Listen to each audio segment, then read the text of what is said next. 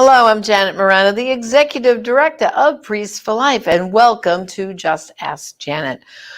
Well, today's topic is one that I know a lot of people feel that we don't talk about enough. We try to sweep it under the rug, so to speak. It's about miscarriage. When a woman has lost a baby to miscarriage, very often our response doesn't help them.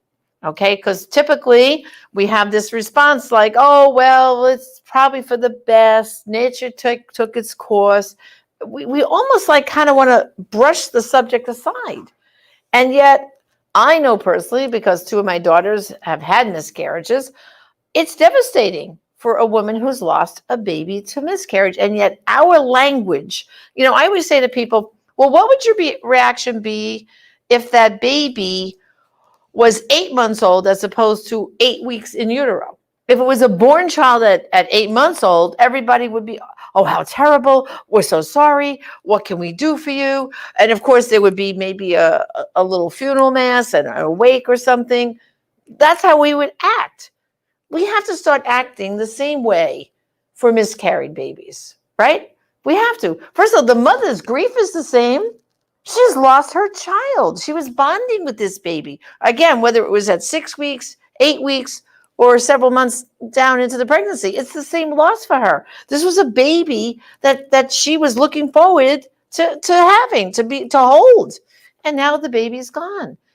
We as Christians and Catholics have to address this like a real person, because that's what it is. It's a baby. And of course, we always say we're pro-life, from conception to natural death. But we got to walk, not just talk the talk. We got to walk the walk with these mothers. And really, what you should be saying are things like, I'm so sorry. Do you need anything? Why don't you send a sympathy card to a mother who's lost a baby to miscarriage, because she's lost her child. You should be responding the same way. Well, on today's program, we're going to delve into this, and we're going to show you that there's resources for women who find out that usually what happens is the doctor says, well, there's no heartbeat now. And they run a few more tests and say, oh, yeah, the baby's not formed, or whatever they say, tell her. And then they schedule her to go into the hospital and have a procedure. And then that's it. There's more to it than that. And joining me right now is a wonderful woman who's got a great ministry. Her name is Jill McNamara, and she's the president of Miscarriage Mothers and Others Incorporated. So, Jill, welcome to the program. Thank you, Janet, for allowing me to have the time to talk with this subject to your audience. Well, and like I had said, when a woman loses a child through miscarriage, very often she's given an appointment, especially if it's early on. If it's the first trimester, the doctors usually schedule a D&C at the hospital, and no discussion is ever made about she can request the remains of her child, and you can have a burial and all that. So can you tell us, what does your ministry do to help women in this circumstance? Well, what I did first is I had a law changed here in Indiana that says within 24 hours of a miscarriage, a mother is to be told she has a right to bury her baby. And she has to tell the hospital that she wants to do it. Unfortunately, I think mothers need advocates, because in the midst of that tragedy and of that miscarriage, all those things may not get communicated. And you have to go through the same process of burying your miscarried baby, your unborn baby, just like any other parent. There is no difference. So what we do is we help them know ahead of time, should this happen to you, these are some things you should know ahead of time. And if you do need help with burying your baby, call us. You don't have to live in Indiana for us to help you. During the summer, I helped a family in Pennsylvania, which I found out in the process was also trying to pass a law like Indiana's. So what we have designed for moms have told us that too many of them have had to just flush their baby down a toilet because they had no other option. So we had a series of meetings during 2019 with mothers, and that was like their number one concern. So in response, we developed a very discreet little miscarriage kit. I can just show you how discreet it is. It's this big. It's the size of a Kleenex package. Nobody will know what it is. And what this has in it is everything she would need to retain her baby's fetal remains, to take them to the doctor and to make sure that they're processed. We hope to give them to more women's care centers, who are probably the first people to diagnose that there is no heartbeat. So mothers will be prepared. Wow. And I mean, a kit like that, that's really only good, like we're saying, for the first trimester, correct? Actually, the bag that is in here is a bag that is used in a hospital. It would be a hospital toilet liner, and it fills the whole toilet. So it can hold quite a bit, a baby larger than, 12 weeks or first trimester. So nobody would want to have one of these kits. That we do know. We hope and we pray as we send each one out that it's something we give you that you'll never have to use. But if you do, you're going to be better prepared. Right. So now, in Indiana, you have this law. Tell us a little bit about the law in Indiana. What is it called? It is called House Bill 1190, Treatment of Miscarried Remains. What I love about it is one of the things I got to work with. Governor Pence was our governor at the time, so that was cool. But even unlike any of our Catholic healthcare directives, this Indiana law states, and I'll just read it, that a miscarried fetus means an unborn child, irrespective of gestational age, who has died from a spontaneous or accidental death before expulsion or extraction from the unborn child's mother, irrespective of the duration of the pregnancy. So number one, Indiana law says it's not a product of conception. It's an unborn child, and it's worthy of burial. And within 24 hours, the mother is to be told what her options are. Unfortunately, and also one more thing, which is what we want to focus on more this year if the pandemic doesn't delay anything. There are a lot of hospitals in Indiana who are non-compliant with this law. It has been here since 2014, and women still are not being told they have a right to bury their baby. Or I'll get called to a hospital to take them a burial vessel, which we will also give a mother if necessary. And they've lost the fetus before I get there. So now there is no baby. I strongly advocate for any mother whose unborn baby ends up at the hospital to have somebody actually oversee what's happening to the baby, to the fetal remains, maybe have them labeled if you're taking them there yourself. Because some hospitals will tell parents, we have a program, a compassionate program. Well, I found myself at one point working in the funeral and cemetery industry. That happened through following the Holy Spirit. I saw behind the scenes what was happening. And I can tell you, there is no parent who would have chosen what I saw as being provided as the free service from the hospital if they had their choice. Commingling of fetal remains is against Catholic faith teaching. And yet, these babies are stored at hospitals for a very long duration of time before they're even buried. And they're commingled because it's more convenient. Well, I know that to be true because Father Pavone was my parish priest in Staten Island, New York, for 5 years before he became National Director of Priests for Life. And there's a Catholic family that owns a funeral parlor on Staten Island.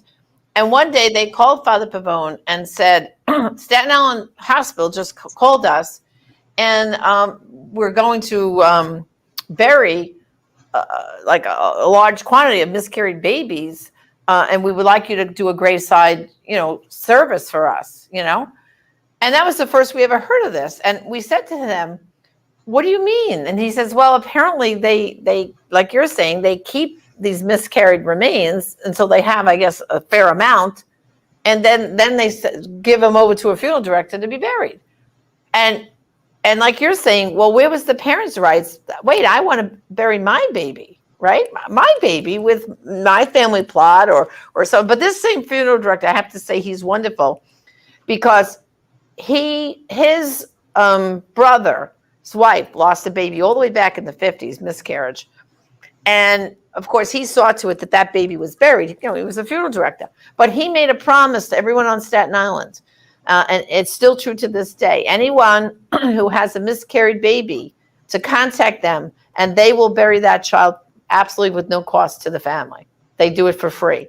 But this was something that they got a phone call. You know, oh, we've got, I don't know, I don't even remember the number of babies it was, but Father Frank and I were like shocked, like, this is what happens. And so what you're saying, Jill, is very true, and it must be different state to state. But I guess what it means is women have to be more empowered with this information, so that, God forbid, they're in a situation where they're told that there's no heartbeat, your baby has died.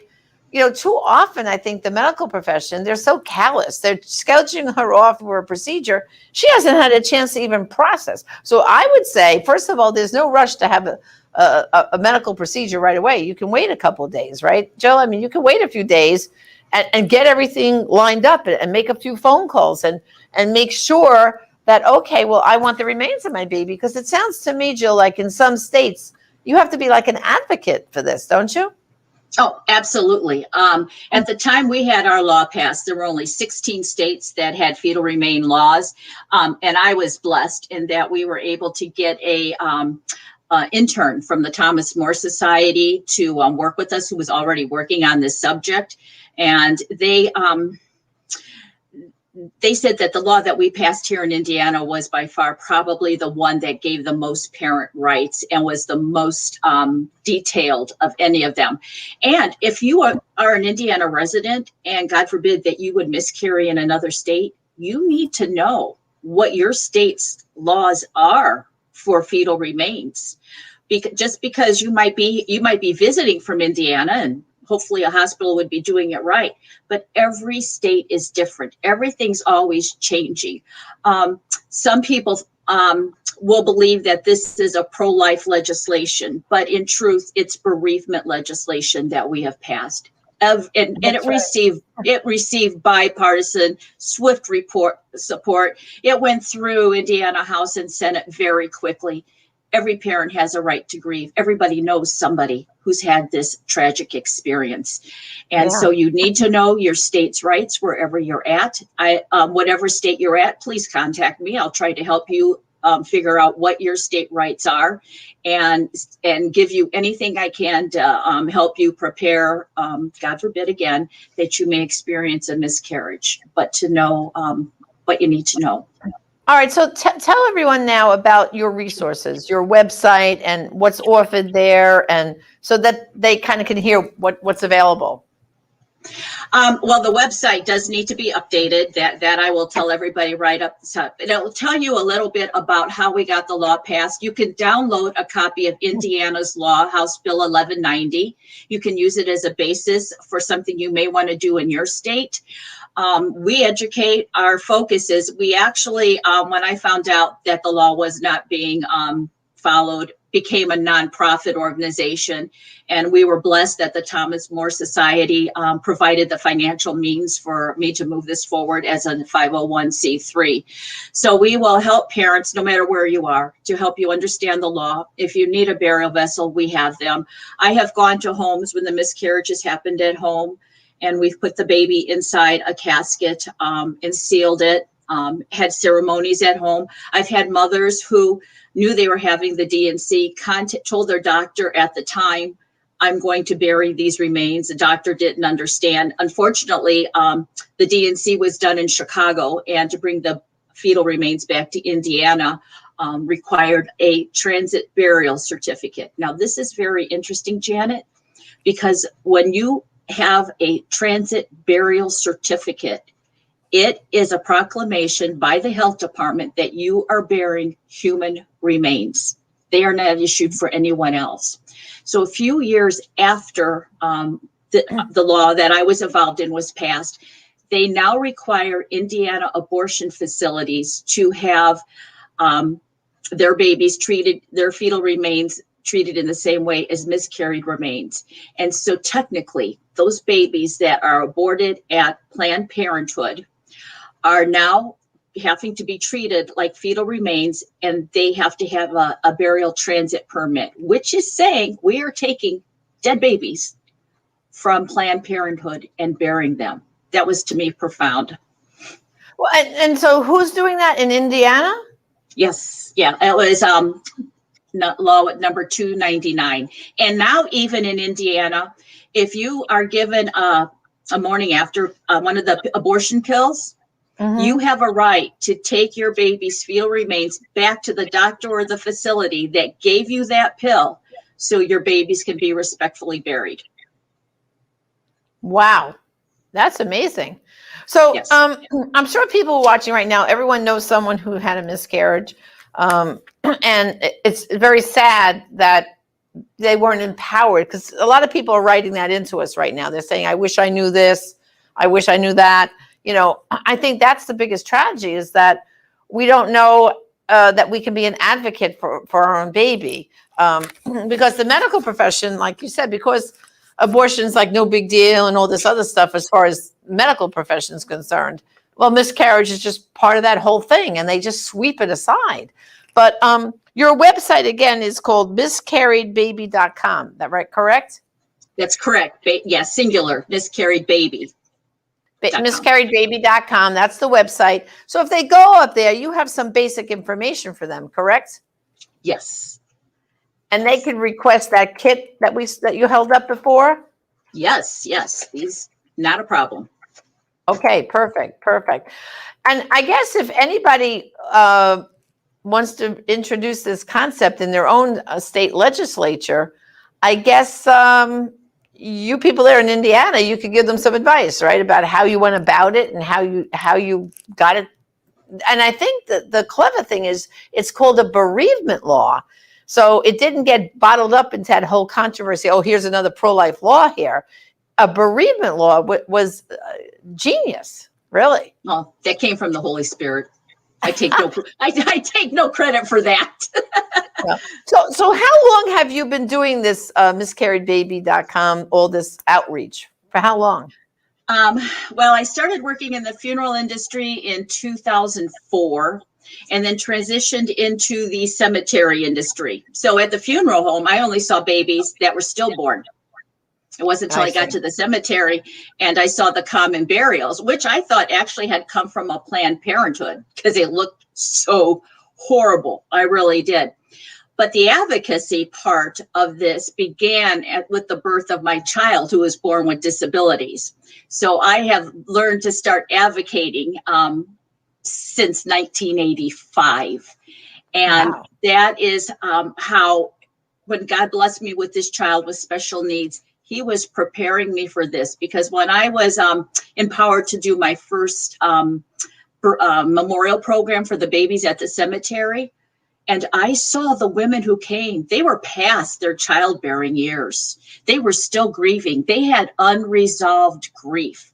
I had post-abortive women say, you know, why are you doing this for products of conception?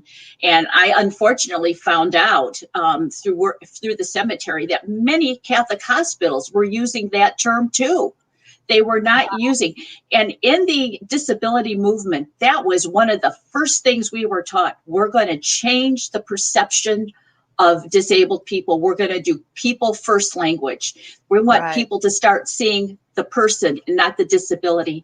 And I've given more than one, when I public speak, more than once say, this is what we need to do for our unborn babies. Every time you hear somebody say, oh, products of conception, oh, you mean an unborn child. That's what I said the whole time I was at the hospital in pathology departments, whatever, always correcting, making sure they understand. I don't see it as products of conception. That's right. And that's what I said in the very beginning of this program, that our attitude and the phrases we use when we hear a woman has miscarried a baby is so important. You shouldn't just brush it off. This mother is grieving. And I think too often our language with the whole thing is like, oh, you know, that phrase, oh, you know, the nature took its course. I mean, why do they say that to people say that to moms? That's the last thing they want to hear. They're grieving the death of their baby, you know. So I think this ministry you have is marvelous. And I just hope our listeners here take advantage of the fact that they can go to miscarriedbaby.com. I think my producers put up your webpage there, and you can request one of those kits. And then if you need more help, Jill is here for you. And like you said, you just helped a couple in Pennsylvania. So you don't, this is not just meant for people in Indiana. And I have a hunch, the more liberal your state, the bigger uphill battle you're going to have to demand the remains of your baby. And I just think press the pause button, because very often, I just heard someone recently miscarried, and the doctor wanted the woman to go into, come in tomorrow morning, be at the hospital at this time, we'll do the procedure. She didn't even have a chance to process that my baby's, died, and I've lost my child. And so I think what you have to do, first of all, nothing terrible is going to happen if you wait a day or two. And that gives them time to seek people like you, Jill, and your assistants, and teach them how to be advocates for themselves and their baby, and then to have a proper burial. Do you know, it was a number of years ago, Father Pavone and I, we were traveling down in, I think it was North Carolina, and we were speaking at this one church, and a family came up to us at the end of the service and said, would you come with us tomorrow to the cemetery? And we said, sure, why? And she said, well, our miscarried baby was buried there, but tomorrow we're getting the stone put in, and we'd like Father Pavone to bless the stone. I mean, it was beautiful. The other, children, they had 4 other children, and this baby's name was Felicity, Jill. And I'll never forget it. I mean, this happened 20 years ago. All right. This story is 20 years old. And I said to the mom, I said, well, how old was little Felicity, when you lost her? You know what she said? 7 weeks. And imagine, at 7 weeks, she got the remains of little Felicity, and they had a Catholic priest. They did a mass for the baby, and then they went out to the cemetery, and they buried the baby. And now we got to see this beautiful stone they had made for that baby.